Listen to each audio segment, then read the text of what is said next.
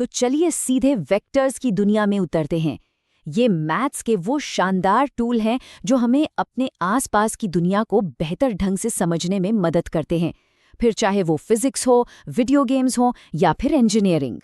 कभी सोचा है कि एक वीडियो गेम के कैरेक्टर की मूवमेंट, हवा का एक तेज झोंका और किसी को दिया गया एक साधारण सा धक्का, इन सब में कॉमन क्या है? सुनने में तो तीनों बिल्कुल अलग अलग चीजें लगती हैं, है ना? पर असल में इन सब के पीछे एक ही कमाल का कॉन्सेप्ट काम करता है। इसका जवाब बहुत सिंपल है।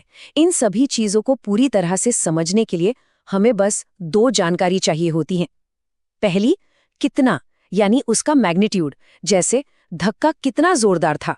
और दूसरी, किस तरफ, यानी उसकी डायरेक्शन, कि धक्का किस दिशा में लगा। और पता है, इसी चीज को हम कहते हैं वेक्टर। जी हाँ, बस इतना ही है। वेक्टर मतलब कोई भी ऐसी क्वांटिटी जिसमें ये दोनों बातें हों, कितना और किस तरफ। इसको एक तरह का सीधा साधा इंस्ट्रक्शन समझिए, जो बता रहा है कि भाई कितना चलना है और किस ओर जाना है। देखिए, हम वेक्टर्स को दिखाने के लिए तीरों का इस्तेमाल करते हैं। ये एकदम परफेक्ट है, क्योंकि तीर की जो लंबाई है वो बताती है कितना, मतलब मैग्नीट्यूड, और तीर का जो नुकीला सिरा है वो बताता है किस तरफ, यानी डायरेक्शन। सिंपल। अच्छा, अब कुछ खास तरह के वेक्टर्स से मिलते हैं। इन्हें वेक्टर्स की दुनिया के जरूरी खिलाड़ी समझिए, जो आगे बहुत काम आने वाले हैं। और लिस्ट में सबसे पहले है जीरो वेक्टर। अब जैसा इसका नाम है, ये थोड़ा स्पेशल तो होगा ही। इस वेक्टर का मैग्नीट्यूड 0 होता है, और जब कुछ मैग्नीट्यूड ही नहीं है तो डायरेक्शन का तो सवाल ही नहीं उठता। ये बस एक स्टार्टिंग पॉइंट है, एक ओरिजिन, मतलब वो जगह जहां से सारी कहानी शुरू होती है। अगला खिलाड़ी है यूनिट वेक्टर। इसका एक ही काम है, पर वो काम बहुत बहुत जरूरी है। इस वेक्टर का मैग्नीट्यूड हमेशा, और मेरा मतलब है हमेशा, 1 होता है। इसका इकलौता काम है सिर्फ दिशा बताना।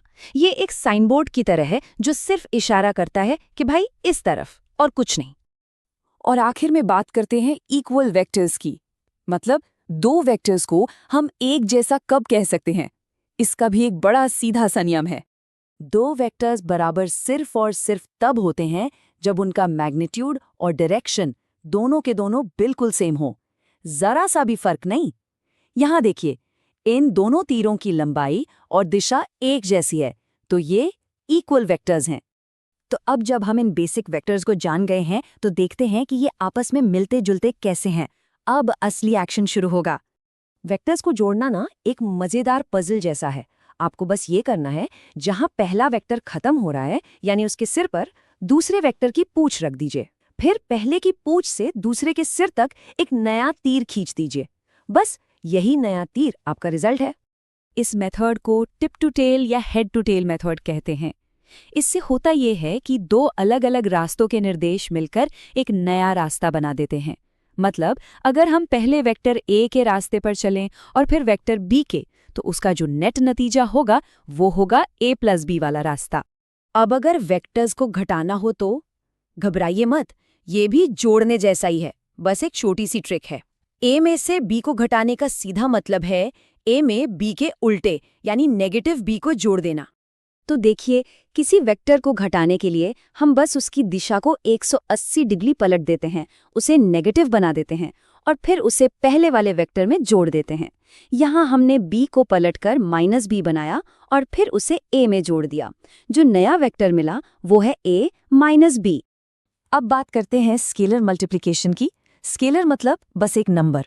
तो जब हम एक वेक्टर को किसी पॉजिटिव नंबर, मान लीजिए 2 से गुणा करते हैं, तो उसकी लंबाई दोगुनी हो जाती है, पर दिशा वही रहती है।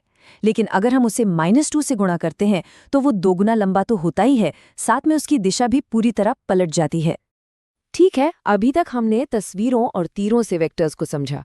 अब थोड़ा और गहराई में उतरते हैं और इन्हें नंबर्स की भाषा में देखते हैं। तो सवाल ये है कि अगर हमारे पास सिर्फ एक वेक्टर के नंबर हों, तो हम उसकी लंबाई यानी उसका मैग्नीट्यूड कैसे पता लगाएंगे? अरे, इसका जवाब तो अपनी पुरानी स्कूल के दोस्त पाइथागोरस थ्योरम में छिपा है। हम बस वेक्टर के जो x और y कंपोनेंट्स हैं, उनका इस्तेमाल करते हैं। सोचिए, ये बिल्कुल वैसा ही है जैसे हम एक राइट एंगल ट्राइंगल की सबसे लंबी वाली साइड यानी हाइपोटेन्यूज की लंबाई निकालते थे। याद आया? बहुत बढ़िया, लंबाई तो मिल गई, पर उस दूसरी जरूरी चीज का क्या, यानी उसकी एकदम सटीक डायरेक्शन कैसे निकालें?